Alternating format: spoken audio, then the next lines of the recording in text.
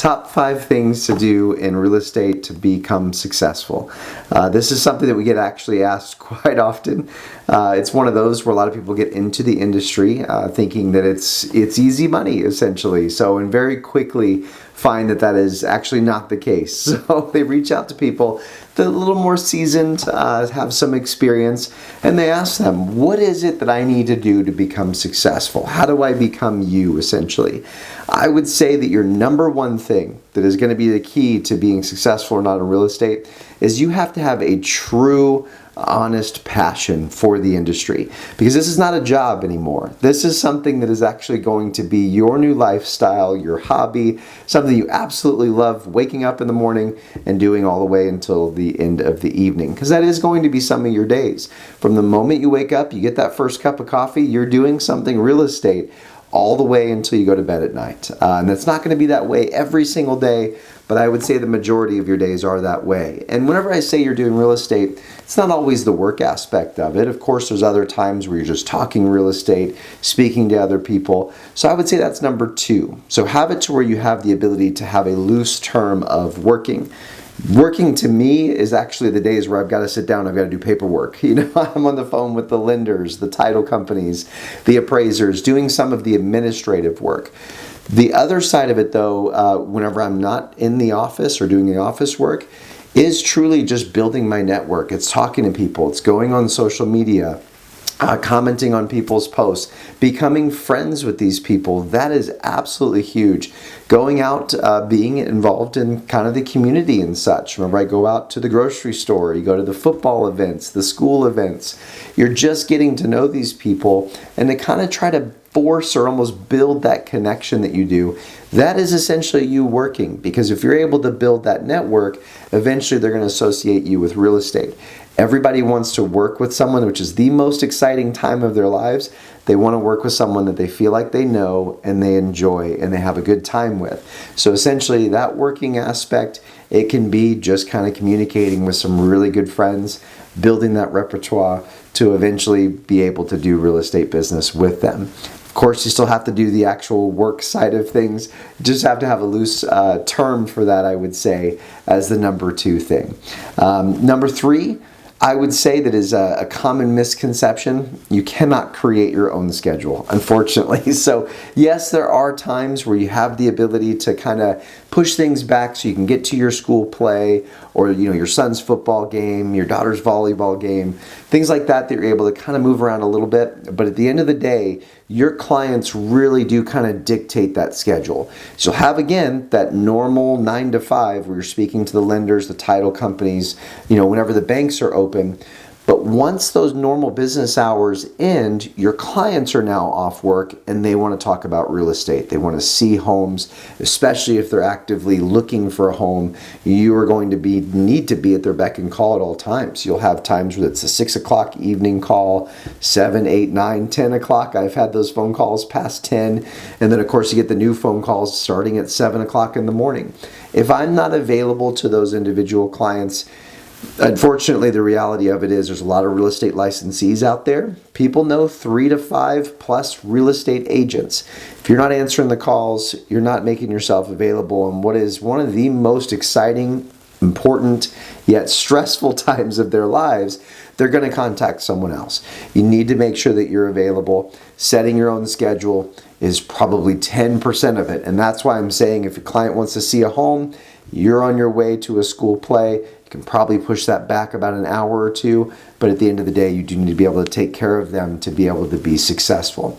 One of the other big things too is a lot of real estate agents get into the business and they try to be good at absolutely everything.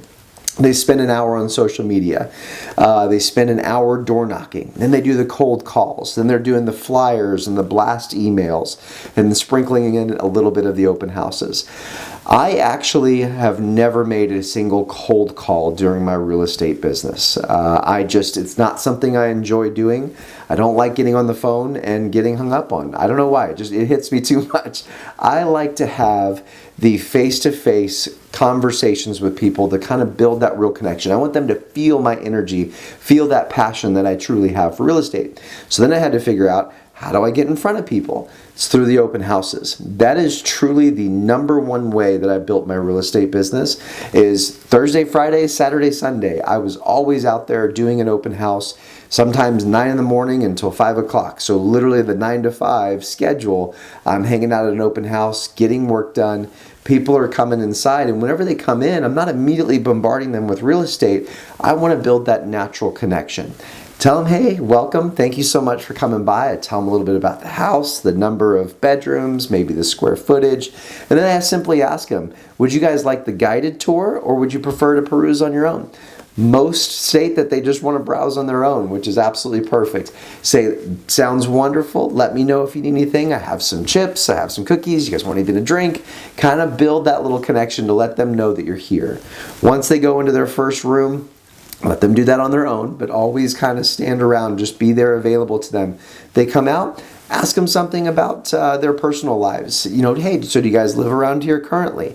Yeah, we just live right down the street. Oh, awesome. How long have you lived here for? Where do the kids go to school? Do they have anything that they enjoy sports? Build that connection. So at the end of the open house, whenever you really start to kind of dive into the real estate stuff, you know, are you guys actively looking? When are you looking to move by? Are you committed to a realtor? They already kind of have that trust and that relaxation to be able to have that conversation with you. I think that's absolutely crucial. However, I would rather be an expert at one thing, which was my open houses, rather than be good at 5 things and always keep hitting my head up against a wall. Because if you become an expert at that 1 or 2 things that you decide to do, you will build so much business, you won't have time for the other things. People will notice that you have that confidence, that energy, that knowledge, and you're going to have enough clientele just from those 1 or 2 things that you absolutely enjoy doing. Lastly, I would say that was really big, kind of helped me build to that next level, was creating a community. A lot of people go into their neighborhood. They want to be the neighborhood realtor expert.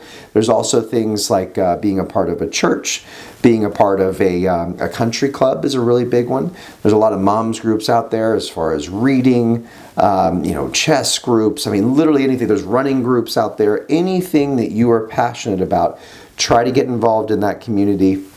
And again, just kind of build that that networking base, essentially, to where you are connecting with these people on a personal level. You don't want to go join a book club and immediately provide to them a book that's 10 things that I know about real estate. You want to touch base with them, kind of be able to build that repertoire to where essentially they really know who you are. They feel like you're a family friend. Then you start sliding into that real estate business or that real estate role. For example, the way that I did it, I became the neighborhood expert. I actually got involved in my HOA, which is actually really easy to do. Most people want nothing to do with it, so it's very easy to get on the board there. You meet a lot of the neighbors just by them coming through the monthly meetings that you usually have. But then you get involved in the events, the Easter egg hunt. I did a family movie night at the park. So essentially our community park, we had a big blow up movie night. Everybody loved that.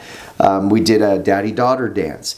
Those things I did to just get my face out there, and then monthly I sent them a flyer that just talked about real estate. That was the business side of it. They already know my face on a personal level. Well, now they're starting to see my flyers. You have a listing that comes up in that property. Bare minimum needs to have a just sold and actually a just listed first and then a just sold. That way they're seeing those flyers. If they want to see the success that you're having, that you know how to do it, well, now they're obviously going to be calling you as well too. Building that community, be the neighborhood expert. But I would say again, there's no number, 5 things that you need to do. It truly comes down to having that passion, to truly enjoying it. I think us as humans, we have a different level whenever we're energized about something. Whenever we have positivity, it becomes absolutely infectious. Talk to people, be out there, have those personal connections, then start discussing real estate. Usually comes up naturally in a phone conversation or a traditional conversation where they just simply ask, so what do you do for a living? Well, I'm in real estate and here's what I do. Bam, now you've just got your foot in the door. You're able to build that connection with people without even asking. Hopefully that helps. Enjoy the real estate career. It is one of the most rewarding, it's a lot of hard work, but rewarding careers you can ever ask for. Good luck and have a wonderful rest of your day.